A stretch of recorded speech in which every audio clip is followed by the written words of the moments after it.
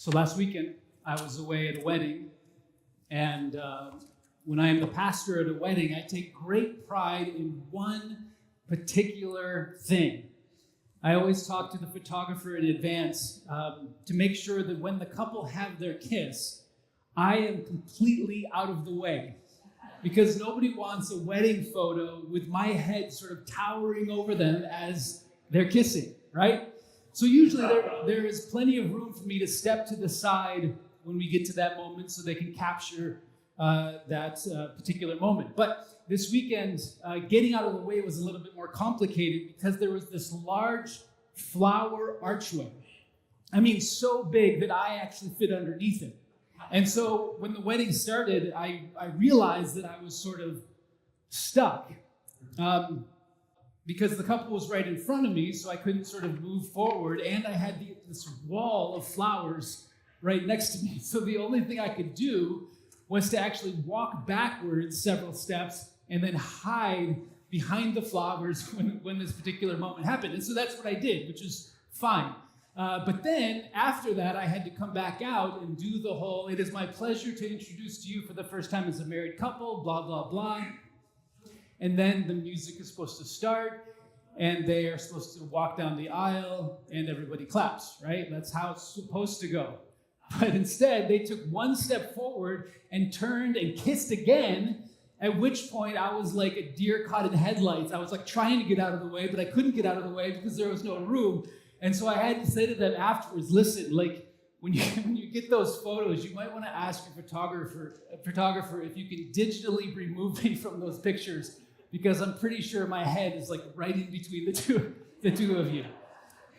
So as a pastor, this is sort of my job to show up, obviously, to be up front at a wedding to help this couple as they make this commitment to one another.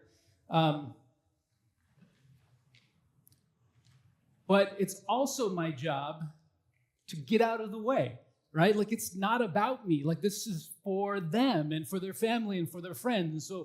So I'm there, but I'm also not there.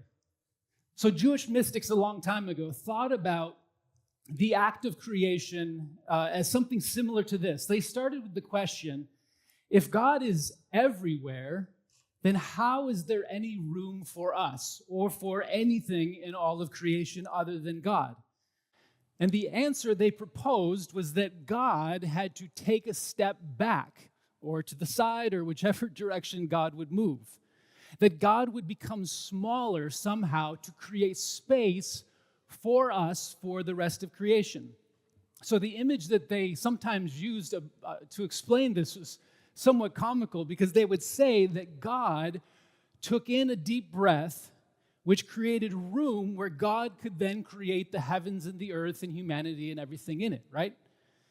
So essentially what they're saying is that God had to suck in his stomach in order to create room for us, right? Like as if he's in an elevator and he's sort of pressing himself up against the wall. So sounds strange, right?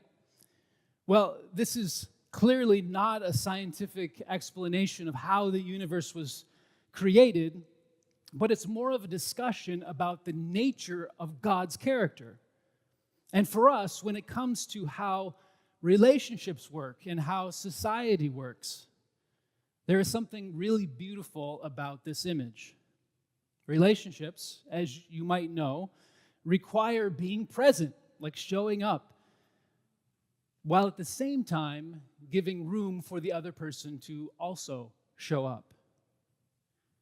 Dynamic relationships of giving and receiving, of allowing other people to share center stage with you, comes, according to Jewish mystics, from the humility and the compassion of God, who is both fully present and actively making room for us.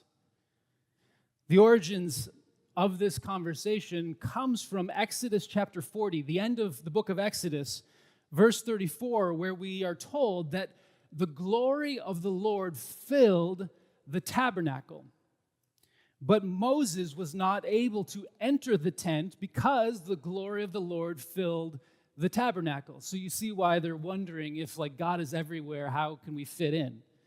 So God, though, in this story is fully present the full glory of God, but somehow squeezed into a small tent in the center of the tabernacle so that there is room for God among the people, so that there is room for God and for the people to be in a relationship. So this concept of God shrinking is floating around in the Jewish imagination for a really long time. And then, while Paul is in a small space, his own life is becoming smaller because he is in prison, he writes a letter to a community of mostly women in the city of Philippi.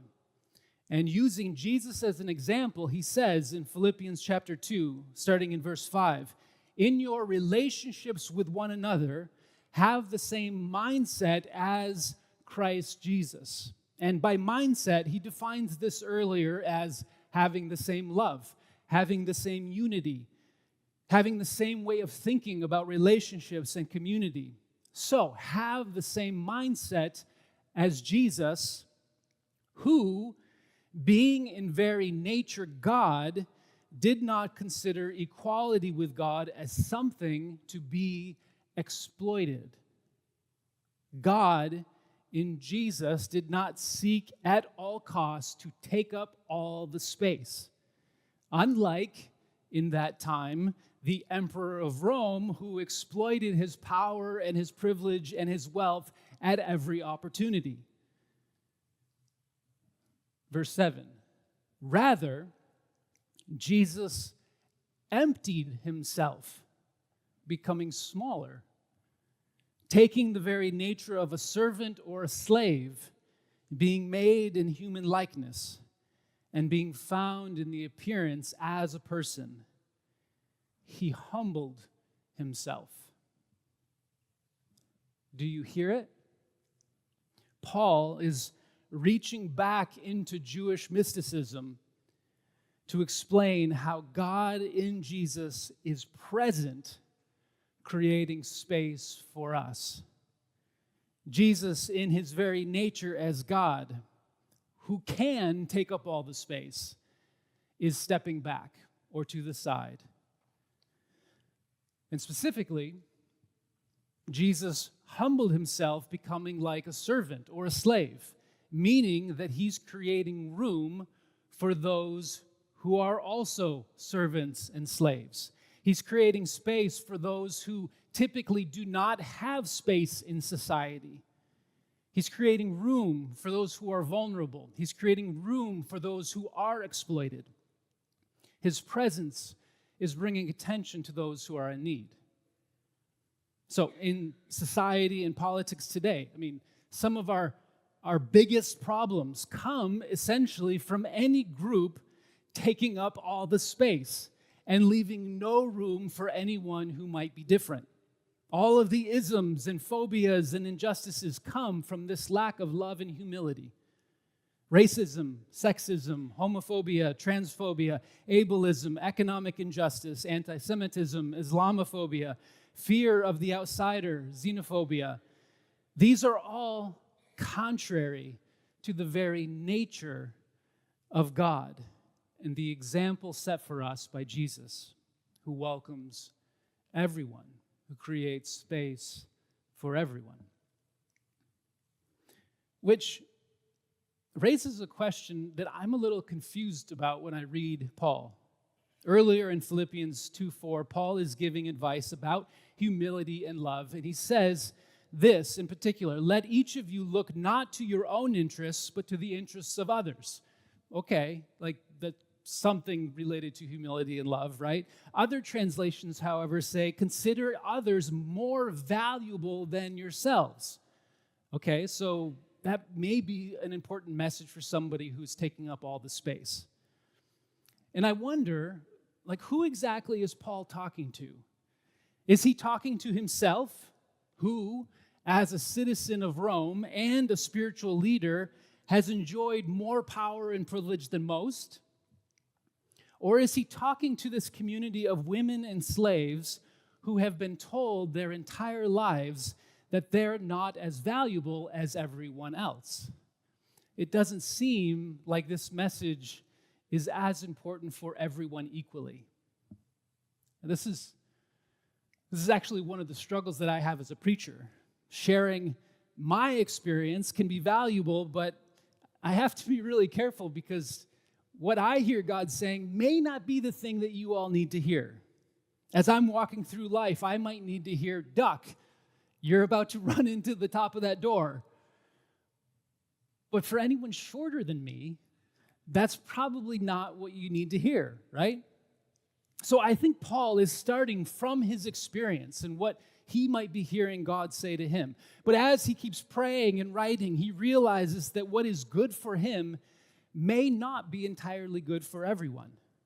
This is why in verse 9, the example he gives is not just God becoming smaller, but God exalting or lifting Jesus, the servant or slave, up to the highest place, giving him the name that is above every name. So Jesus, as God, steps back to create space, while Jesus, the representative of those at the bottom, is lifted up. Meaning that the women and slaves in the Philippians community are lifted up along with Jesus, while Paul, the apostle and Roman citizen, takes a step back. And it gets even more complicated because Paul is also a prisoner. So there's an aspect of Paul where his privilege, he hears he needs to step back. But as Paul, as someone who is suffering and as a prisoner, there's an aspect of God lifting Paul up as well. It's just not quite so easy to give one clear answer that works for all people at all times in all places.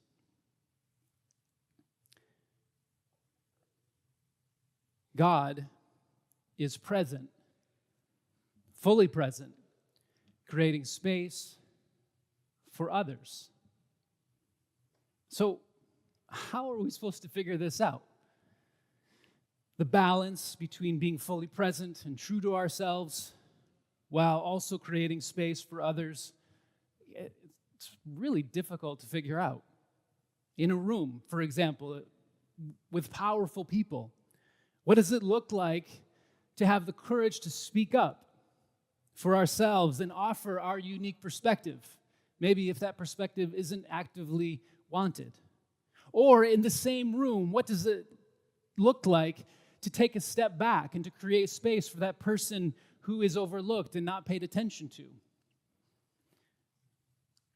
With significant relationships, perhaps with our spouse or our significant other, where that person, their actions and their perspectives have an impact upon our own lives.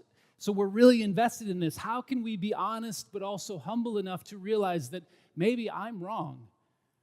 How can we show up for ourselves and show up for the other person?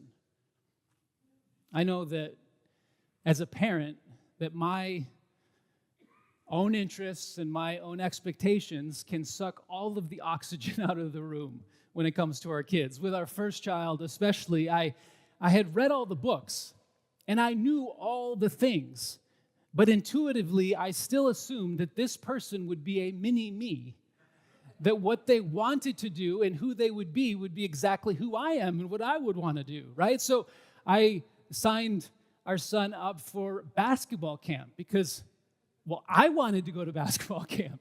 I'm sure he's going to love it. And so then when I picked him up after the first day, he was like, I don't know. I'm like, what do you mean you don't know? Of course it's fun. And then I picked him up every day that week, and he's like, I don't think I like it. And I'm like, I don't believe you because I like it. And it's clearly fun, right? So my interests and my expectations overwhelmed who he actually was and is. With all of our kids, honestly, I'm still learning how important it is to take a step back with my own expectations and my own interests and ensure that there's room for all of them to be who they are as their own people. And more than that, to appreciate them in their interests and their personalities and their different ways of seeing the world. I mean, I get to have access to music where previously, I have no access to musical ability whatsoever in my own life. I get to hear about anime and video games and things that I really have a hard time following, right? But this is who they are, not necessarily who I am. But what I'm finding is that as they have space to be who they are, I'm beginning to discover more about who I am, which is sort of weird, right? Like we create space for another person, and somehow we find space for ourselves. So, as my daughter likes to tell me, Dad, you're not the main character. You're not the main character in everybody's movie, right? So like God's incredible act of shrinking, how do we figure this out? How do we show up? How do we love ourselves and value ourselves enough to show up in our fullness while intentionally creating space for others to show up in their fullness? This is Jesus' example to us, God's example to us, showing up and allowing others to show up too. Let's pray.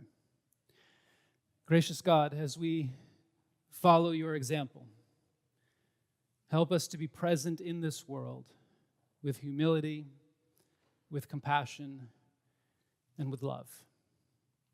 Amen.